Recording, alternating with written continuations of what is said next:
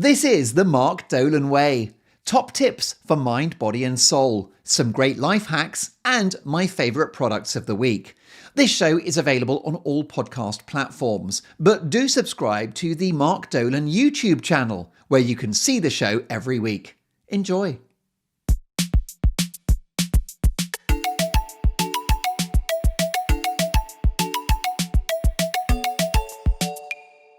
Welcome to the show, which is all about self-improvement. It's about giving you a better life. We've got life hacks, we've got top tips for mind, body and soul, and some great products. Let's start with the restaurant. Who doesn't love a trip to a restaurant? The ritual is incredible. You sit down, they give you a menu, you debate with your friends or family what you're going to be having to eat. Then you have the anticipation waiting for the food to arrive. Occasionally, the waiter or waitress will come along and you think, ha, here it is. And then they take a left and it goes to another table. Absolutely horrific. But then the food arrives and you have a great time. The problem with restaurants is it's an expensive business. So here's how to save some money, have more variety and a better experience. The business model of restaurants is to make money out of indirect stuff and incidentals. So side orders is a no-no. Do not get sides. For example, I don't know, just like a little sprig of broccoli will cost you £4.50. It says broccoli, or green vegetables, and they turn up with this miniature little vegetable and you've wasted your money. So don't bother with sides. Obviously, alcohol, they make a lot of money on booze and soft drinks. But here's what you do. The business model of restaurants is very much about the starter and the dessert. So the profit margin on a starter is very high. And the reason why is because they give you a small portion, but they charge you something approaching what a main would cost. And the dessert is similarly disproportionately expensive for what you actually get. So here's what you do. Do not have a starter and do not have dessert, okay? And then what you do is you order extra mains. So you take the budget from the starters and the dessert, you put it into the mains. So let me offer you an example. If there were 4 of you out to dinner, then you order 6 mains. It's absolutely incredible. So then what happens is that each person has their own main. So that's 4 mains for each and every one of you. And then 2 extra mains that go in the middle, which are shared by everyone. Absolute game changer. And the reason why we do it is because A, we're undercutting the business model of restaurants by skipping starters and puddings. Secondly, pudding is sugar. That's not good for you. We'll be talking about sugar a lot in this show because sugar is, yes, it's delightful and pleasant, but it's not good for you. So you're doing your health a favor and you're getting more mains. And the reason why I've thought of this is because I'm one of those people that if let's say I order the fish and then my colleague to my left has ordered steak and it looks better, I'm consumed with jealousy. I'm devastated. I made the wrong choice. Well, this is a fix for that because essentially you get a bit of everyone else's because let's say you've ordered the fish, let's say the steak goes in the middle and some other other dish, then you get to share it. So those 2 extra mains can be split between 4. Remarkable. You're welcome. Enjoy. Now, let's talk about, should we go straight into it? It's the 4-word diet. What is the 4-word diet? When you hear about dieting, you think, God, it's so complicated. I'm going to be miserable and I'm going to be bored and eating horrible food that I don't like and I'll be starving all the time. Well, I have fixed it for you. Extraordinary and amazing. It's a 4-word diet. Stop eating carbohydrates. I think you'll find 3 words. Mathematics were very bad for me at school. I got 7% in one particular maths paper, which I think it's actually impossible to get 7% in a maths paper. And here's the kicker. I'd actually really tried. I really applied myself. And with maximum effort, I got 7% in maths. Anyway, stop eating carbohydrates. Don't eat carbohydrates. This is it. It's a 3-word diet. It will change your life. It was 2018 and I was tired all the time and I would go running and I would be incredibly drained and exhausted. And I'm like, wait a minute. At that point, I was in my early 40s. Why am I tired all the time? That's too young. to be tired. So I went to the doctor, and the doctor said, there's nothing wrong with you. You do have an issue when you go and see doctors, don't you? Because you always have to imagine that when you go and see the doctor, the person they've just seen has got like advanced cancer. They've got something horrific, like they've got a tumor the size of a basketball just popping out of their neck. Okay. And then you turn up and you go, hello, I'm in my early 40s and I'm a bit tired.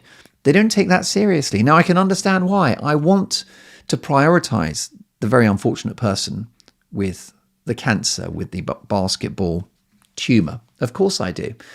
But I have needs as well. And, but no. So this doctor looked at me and said, yeah, whatever. Pull yourself together. Get over yourself. There's nothing wrong with you. So I went home, but the bottom line is the problem was not solved because I was tired all the time, just jaded. And that's no way to live your life. So I did a controversial thing, which is I went on the internet, which is basically a kind of global digital platform that contains the world's information. You access that through an electronic device called a computer, which contains things like chips. It's got a massive screen in front of it and a keyboard with which for you to type information using the QWERTY format. That's a computer, that's the internet. You're welcome. And I went on the internet and I searched the Google for advice on how to feel better. And I looked up being tired all the time. And I found quite a lot about blood sugar and about how, the modern Western diet, your blood sugar's up and down. And that can whatever. You eat some bread or you eat some sugar and then you're tired half an hour later. Peaks and troughs, kind of a hormonal roller coaster. That's, most of you guys will be aware that's an issue with things like sugar. But there you go. So blood sugar. So I looked into it a bit more and I bought a book by Michael Mosley, who is, I believe, a doctor and a broadcaster. And Mosley's book at the time was something along the lines of the blood sugar diet. I think that's what it was called. And the idea was, now I did not need to go on a diet. I was not overweight, but I was tired all the time. And this was a diet that was going to regulate your blood sugar. In other words, you weren't going to get the spikes. It wasn't going to go up and down. It was going to be more steady as she goes. And therefore I thought maybe I'll feel less tired. So I did the diet and within days I felt immeasurably better. Why? By controlling my blood sugar. Well, after doing this for about 6 months, I had lost 3 stone. Now, I did not set about this journey to lose weight. Yes, I had a bit of the tummy. I was a little bit rounder than I am now, but it certainly wasn't, it wasn't a pressing issue, the dad bod.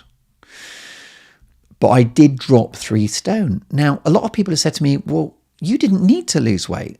And I would argue, well, I guess you're right, but I did lose the weight and I'm not dead, am I? In fact, my weight now is about 75 kilos. I was obviously over 90 when I went on the blood sugar diet. But I did it to regulate my blood sugar and to be healthy, but I lost weight. After that, I became a huge proponent of low carbohydrate living, right? And this is like not eating carbs. So that's it, right? This is how you get thin. You stop eating carbs and you'll feel much better. So actually, if you're listening to this or watching this and you're not overweight but want to feel better, you also go low carb. And here's how it works, right? Weight loss is all down to hormones. It's nothing to do with calories in, calories out. People always say if you burn more calories than you consume, you'll lose weight. No, that doesn't take into account body chemistry. And it's all one word, and it's insulin. So the big thing with insulin is that insulin is a hormone that comes from the pancreas and it regulates blood sugar. And its job is to keep your blood sugar within your whole body to about a teaspoon. Did you know that? Your whole body is always trying to have 1 teaspoon of sugar in the whole body. A teaspoon. That's very low, isn't it? So you can imagine the horror that happens when you eat a Mars bar. How many spoons of sugar in a Mars bar? Welcome to hell. So hormone regulates blood sugar. And here's the thing. When insulin is high, you store fat. Because what insulin does, let's say you eat some sugar or some carbohydrates, your blood sugar goes up. the pancreas produces lots of insulin to get that blood sugar down. What does it do with the sugar when it finds it? It converts it into fat. It pushes it into fat cells. So when insulin is high, you store fat. When insulin is low, you burn fat. The fat cells open and get used for energy. So when your insulin is low and you're going about your day and you're writing an email or you're having a walk or you're sleeping, your body is taking stored energy, which is basically body fat, and using it as food. So your body is literally eating itself. If you think about it, fat storage, it is a natural mechanism, and we're designed as a species to store some fat, because then there's going to be a winter, there's going to be a drought, there'll be some challenging event, and we'll need some available food on our bodies. That's what fat storage is. But because of the modern diet, which is processed carbohydrates, that's gone into overdrive, and we're storing too much food, and that's what anyone who's fat has got too much fat storage. So the insulin goes up when you eat carbohydrates. Now, what are carbohydrates? Well, they are starchy vegetables such as potatoes, tropical fruits. I mean, all fruit is a carbohydrate, but especially tropical fruits such as bananas, mangoes, pineapples, pure sugar, pure carbohydrate. And then you've got bread, rice, beer, pasta, and anything that's got sugar in, sweets, ice cream, etc. So those are carbohydrates.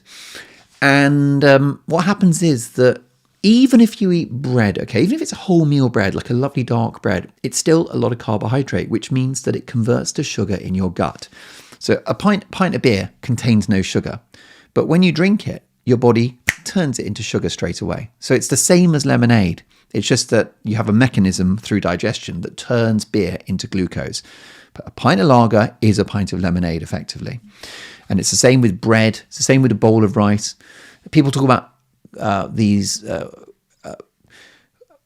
not rough carbohydrates, complex carbohydrates. It's a bit of a myth, really, because all that happens is that it still gets turned to sugar in your gut just a little bit more slowly. But the end product is the same, which is higher insulin. So what you do instead is you replace carbohydrates with protein and natural fats and green fibrous vegetables and berries. Okay. So for example, you can have meat, you can have fish, you can have cheese, you can have eggs, yogurt, you can have double cream, you can have butter, you can have olive oil, you can have coconut oil, you can eat avocados, certain nuts such as Brazil nuts and almonds. If you want to do baking, you can make bread, you can make cakes with almond flour. And that's what you do. So you cut the carbs and the weight just melts off you. Now remember, I cut the carbs because I wanted to get my blood sugar steady and low, but the consequence unintentionally was to lose 3 stone. Miraculous. So now I feel I'm lean, I feel I've got energy, I don't miss it. There are lots of alternatives to sugar, some natural alternatives. I think we'll do a special show on this in the future, but just whilst we're on it, if you decide that you're going to jump on the low carb train, then erythritol is a natural plant sugar. It contains no calories. If you look at the ingredients, it says that it's got 100 grams of carbohydrate, but the digestible part of that is 100%, is 0%. So basically, you don't digest it. It just passes through you. So erythritol is a great natural sweetener, as is stevia, which comes from a plant, no calories, 0 blood sugar spike whatsoever. So there are alternatives to sugar out there. You can get sugar-free chocolate now, sweetened with erythritol, as I mentioned, or stevia. I've got a great sugar-free lemonade, which is water, lemon juice, and a couple of drops of stevia. Unbelievable cloudy lemonade. More or less no calories, more or less no insulin spike. We'll do a lot on alternatives to carbs, but that is it. That is your 3-word diet. Okay, don't eat carbohydrates, and the weight will just, the fat will just melt off you. The reason why it's not the easiest diet at first is because carbohydrates are very addictive. First of all, they're very addictive in a short term, because when you eat some carbs, you feel good, you get a buzz, you get a little high. Okay. So it's basically a drug. That's why the food industry has done so well, is it's turned food into a drug. Because if you think about stuff like Pringles or, McDonald's French fries or milkshakes or any other such processed product, they are carefully engineered to feel good on your palate and to make you feel good and to give you endorphins and make you feel it's a drug. Drugs. It is a drug, okay? Sirloin steak is not a drug. Broccoli is not a drug. Avocados are not a drug. Olive oil is not a drug. So do you get my point? Pizza is a drug. Bread is a drug. Beer is a drug. Mars bar is a drug. So that's it, really. It is remarkable. Now, listen, let me say, as I would always say in this show, I'm not a doctor. I'm not a medic. I'm not a dietitian. I have no qualifications. So if you change your lifestyle or your diet, do consult your doctor. But that's just my life experience, my 2 pennies worth.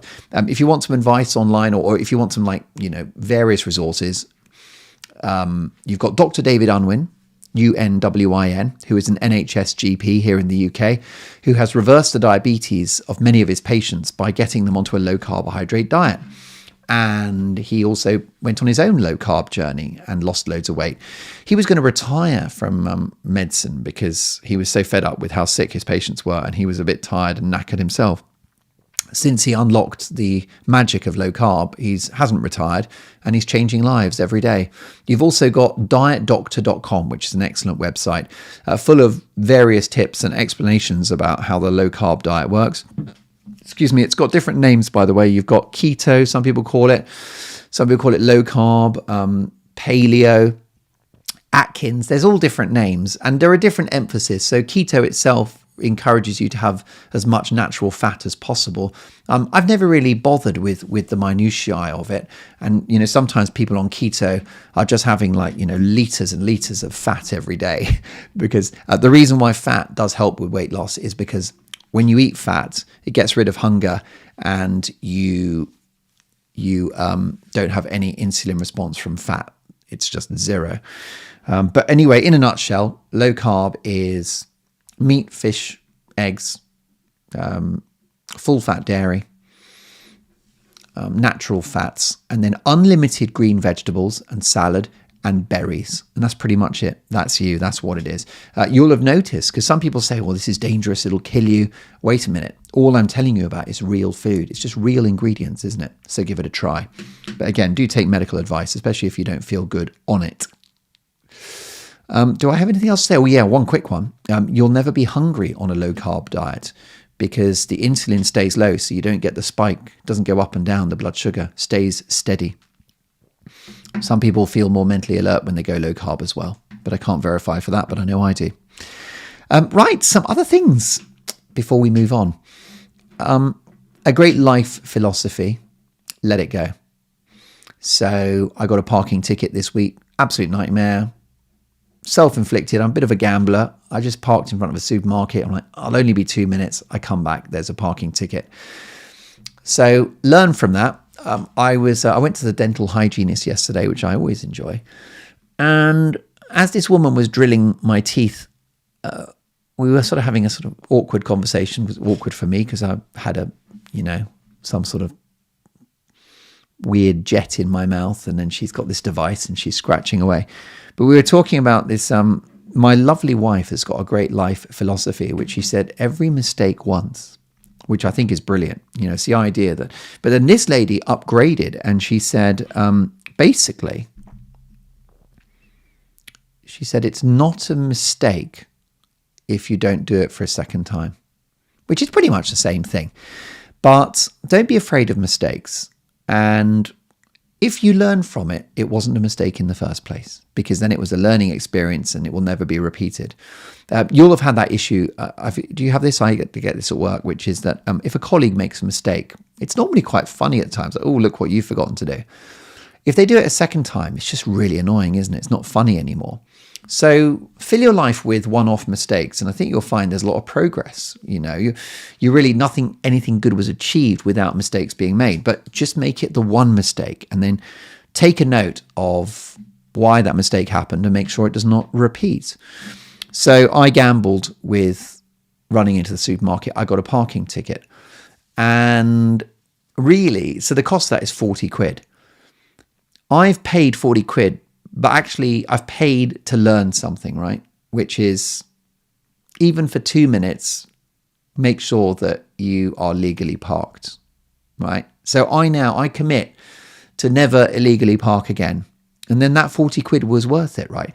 But that's actually not the key message. The key message is let it go. So I got this parking ticket. I was furious with myself.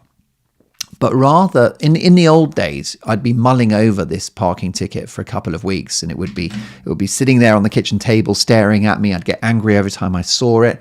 I would consider appealing it, even though I knew that I'd basically parked illegally.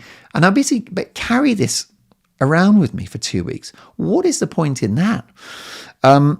So now, with that parking ticket, I accepted I was in the wrong. I made a mental note not to park illegally again and gamble in that way.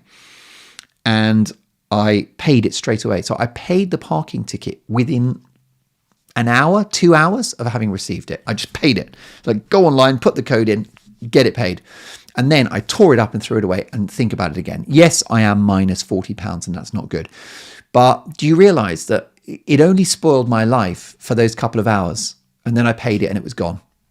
Okay, so let it go. And bang, I've had 13 days of not thinking about parking tickets, whereas back in the day, if you don't let it go, it carries you for 2 weeks. So whatever it is, a bad relationship, move on, let it go. If it's over, it's over. Just woulda, shoulda, coulda. Do you know what I mean? The things they did, the things you did, whatever. Mistakes you've made in the past. You will never progress in life unless you forgive yourself for everything you've done in the past, including 1 minute ago. So that's it. Just let it go. And it ties in with the absolute genius that is Michael J. Fox, who, of course, is a wonderful actor from Back to the Future.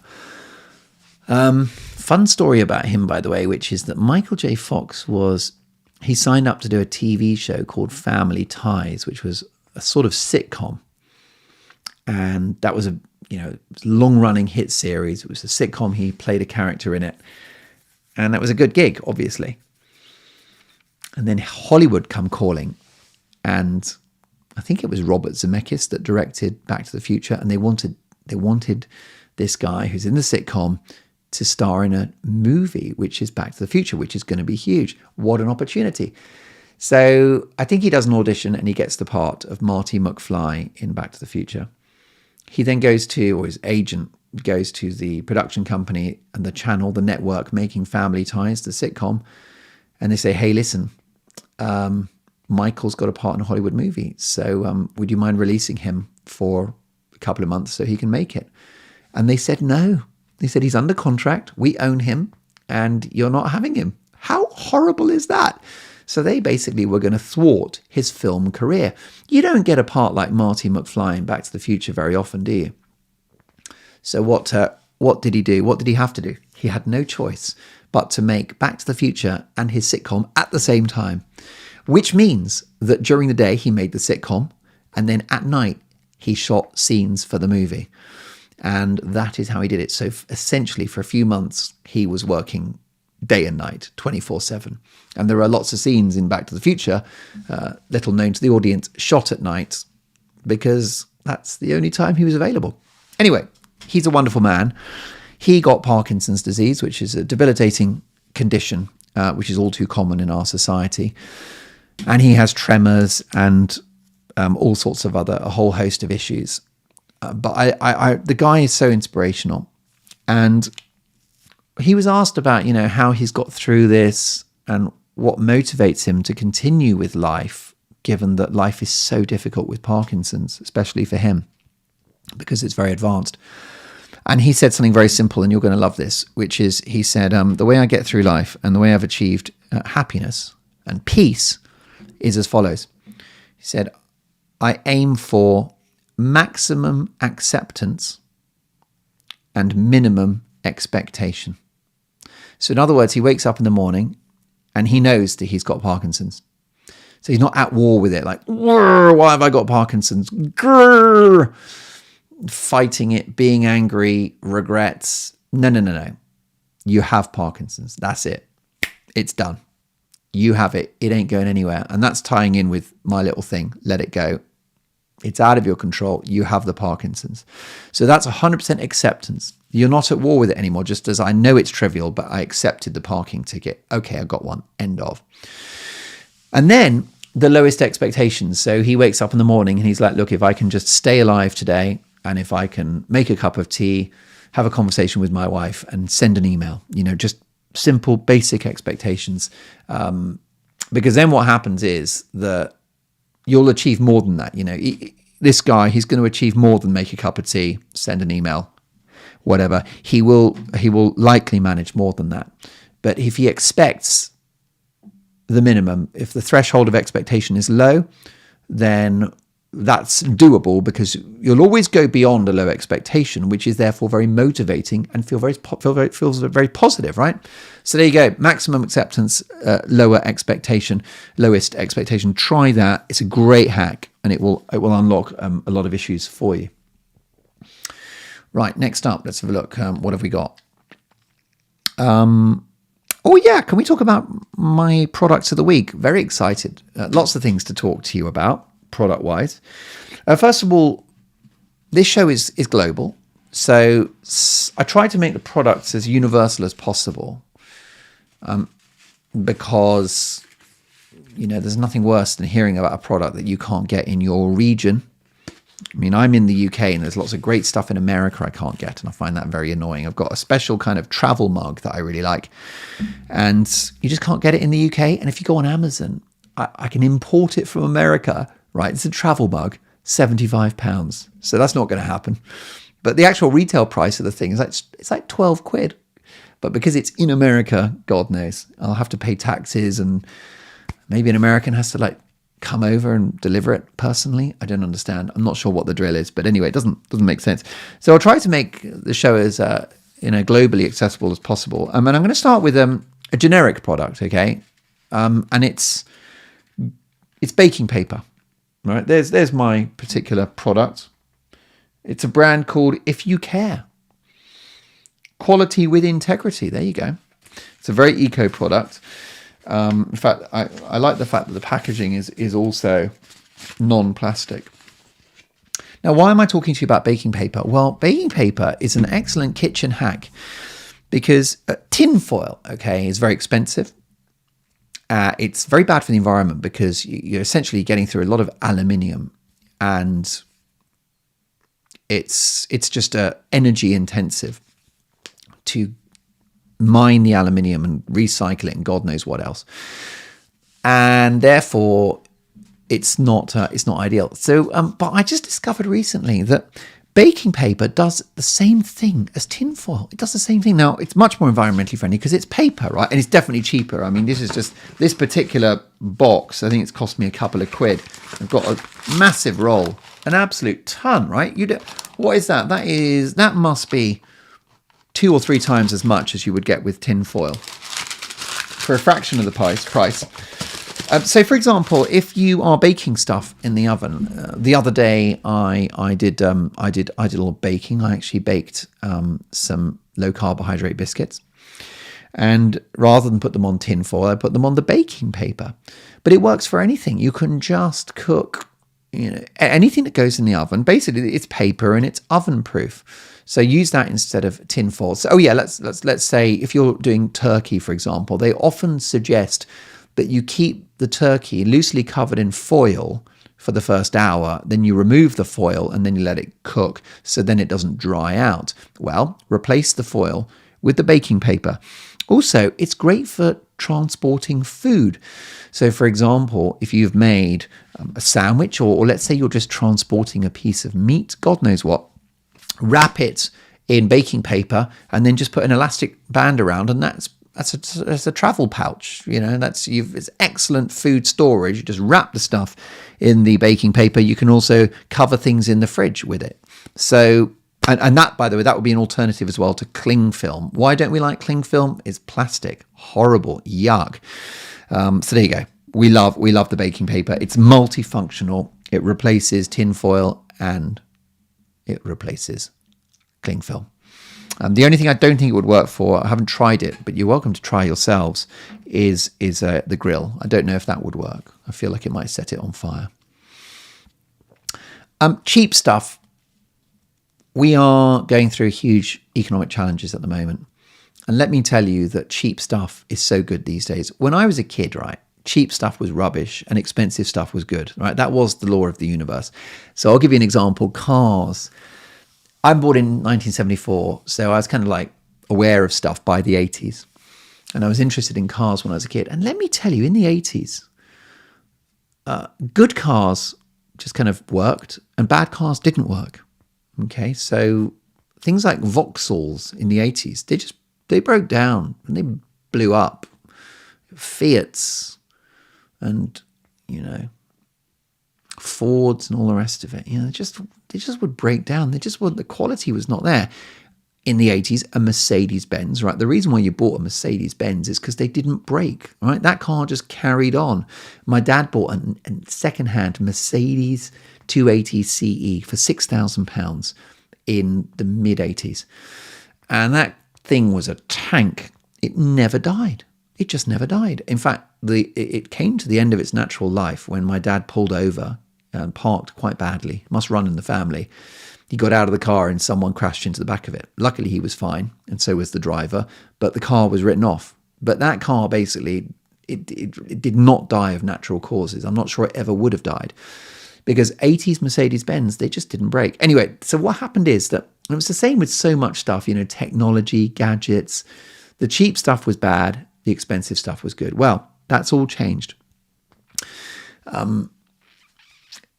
Whether it's clothing, that the way that clothing is made now, the difference between Primark, which is a very cheap British brand, Primark jeans versus Levi's, right?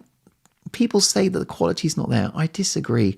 I think there's very little difference between Levi's and Primark, except the price. Levi's jeans will cost you 60, 70, 80 or £100.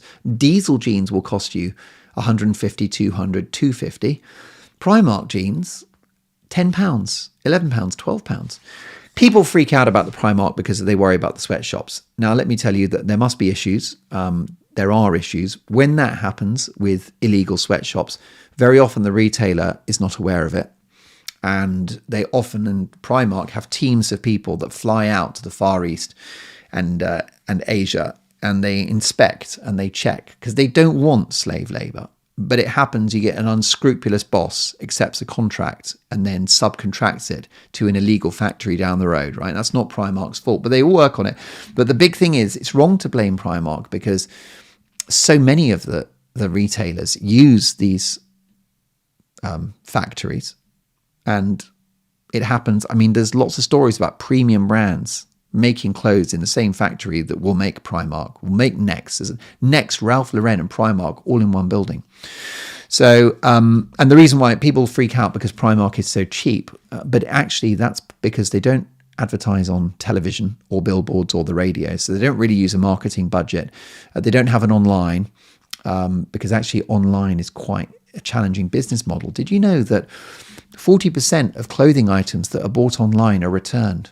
That's really bad for the companies. That's really hard for them. That's a big loser. And also the thing with Primark is they don't go for such a range. So they've got a lot of basics, which allows them to order in bulk. But there you go. That's my little fun facts about cheap. But so my point is that cheap stuff is better than it used to be. And so we're living in a golden era of cheap is good. Okay. Let me give you an example. So this shampoo, this is Alberto Balsam Tea Tree Tingle with vitamin B5. 12-hour fragrance. You're going to smell good for half a day. What the actual? What?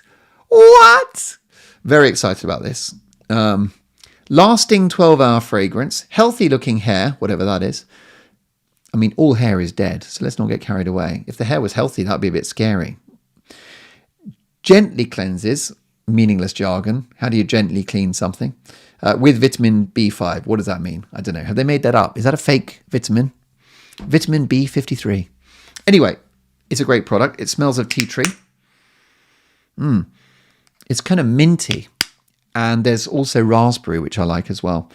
Now, why am I recommending this? because it costs 80p. 80p. Imagine. The most I've seen it for £1, but you can get it for 80p. 80p. You must admit that is cheap. And that's for 350 mils. 80 bloody p. Less than £1. Great product. Anyway, let me tell you, I have, in my time, I've had expensive shampoos. You get very posh branded ones, don't you? The most I've ever spent on shampoo, I think, was maybe £15 for a bottle. I'd like to apologise. That is obscene. But I don't know why. I just got very excited about this brand. I'm like, oh, I know why. Because I'm the bloody hairdressers. And you know when you go to the hairdresser and then you're paying and they go, would you like to, you know that shampoo we did in your hair? We're actually selling it. Do you want to try it? It's really good for your hair. And it's really yada yada. So that was it. I bought that for once. But I've had expensive shampoos. I've had cheap shampoos. I can tell you there's no identifiable difference, right? Why? Because the main ingredient of almost every shampoo is, and this will be in it, yeah, sodium lauryl sulfate. So if you go for a really posh shampoo, right, normally it'll have that anyway in it. The first ingredient, by the way, is aqua, which is water. But there you go. So I can tell you that it's cheap. It smells good. Also, I've got, I don't know about you, but I find this a nice life hack, which is that I wash my hair with shampoo and I also use it as shower gel. Life's too short to have shower gel and shampoo. So what I do is I wash my hair with shampoo and then under the arms, the nether regions, I use a bit of soap there. From the shampoo from my head, even an extra squirt. I just like the simplicity of having one device in the shower, just one bottle. Game change. So there you go. I do that. The other thing I do, and tell me if you're shocked by this, but I don't use soap on my legs really, or my arms, or even my chest. I really have the soap on under the arms, the intimate areas, and the feet. And then my hair, that's it really. I don't actually use soap on my legs or arms. I think I had a little, and this is too much information, a touch of eczema or psoriasis, never know the difference. And what happened is that I stopped using the soap on there and then it cleared up a bit. So maybe that was it. But anyway, so I got out of the habit, but I don't think you need to soap your entire body. I think, as I've mentioned, those key zones would probably do it. Right, how are we doing? I think we're approaching the crescendo, aren't we? I tell you what we'll do. We will make the Alberto Balsam tea tree shampoo, tea tree tingle. That'll be the product of the week. Okay, 85p, 80p. Can't remember now. 80p. I've forgotten how much it was. It was about 80p. 80p. I saw it for £1, but got it for 80p. I'm going to leave you with this, and this is really joyous. I was in, life is there to help you and it offers you the most wonderful freebies, doesn't it? Life. It just, you walk along, keep your eyes open and there are opportunities. I was working and there was a pencil on the desk and I picked up the pencil and on the pencil it said, do bad work, right? Do bad work, do bad work. Now, I don't know why it said that on the pencil and there was no explanation, but I took a picture of that. I put it on my phone because I decided what it meant. I don't know what they mean, but here's what I think they mean. And anyway, here's what I would recommend. This is my recommended interpretation.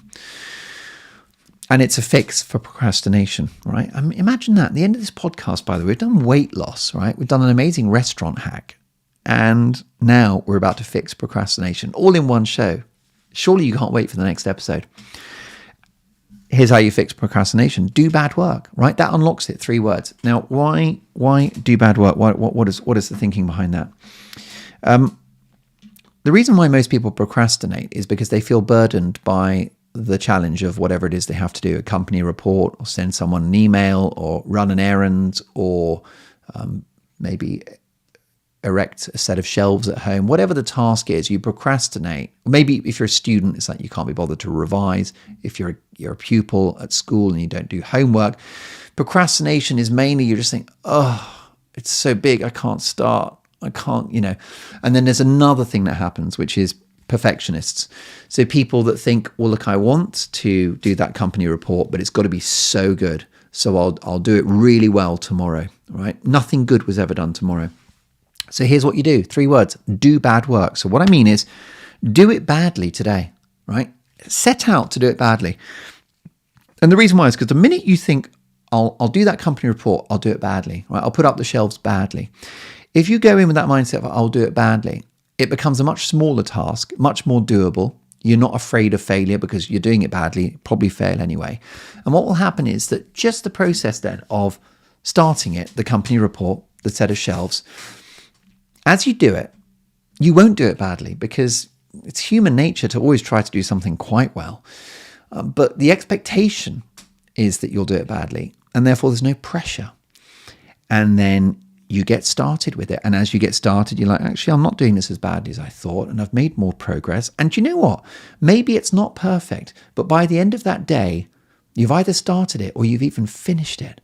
So that bad piece of work today is much better than something amazing tomorrow. And talk to, you talk to a boss, a colleague or whatever, you speak to anybody. And if you ask them, would you rather have something, that work you need from me, right? Would you rather have it like not perfect, but you get it today? Or would you like something amazing next Tuesday? They'll say, give me the not perfect now, because it's like you've given me some work. And then, as I say, instinctively, inherently, it probably will be better than you thought anyway. So do bad work. If you set about any challenge, it's just like the washing up, cleaning the house, right? It's just like quick job. But I think once you've got the vacuum cleaner out, you're like, I'm going to give this 30 seconds. But once you start, you're like, I don't mind this. I'm quite enjoying it. And look at that carpet. But the mindset, the thing that unlocked it was the commitment to yourself that you would do it badly. And there you go. There is that saying, isn't there? Don't let the great be the enemy of the good. And that's basically the essential. But there you go. That is it. Do bad work. It works brilliantly for if there's something you don't fancy, and maybe you're not in the mood or you feel tired and today's not the day. Fine, well, just do it tired and let it be less good, because by the end of the day, it will be done. And that is magical, because history is littered with examples of people that did well in life just because they did it. They got it out there, as opposed to the geniuses who are going to do something great tomorrow. That's the end of the show. Please like and subscribe, because it helps more people to get to know the show. It's been wonderful to have your company. Lots more next time. See you soon.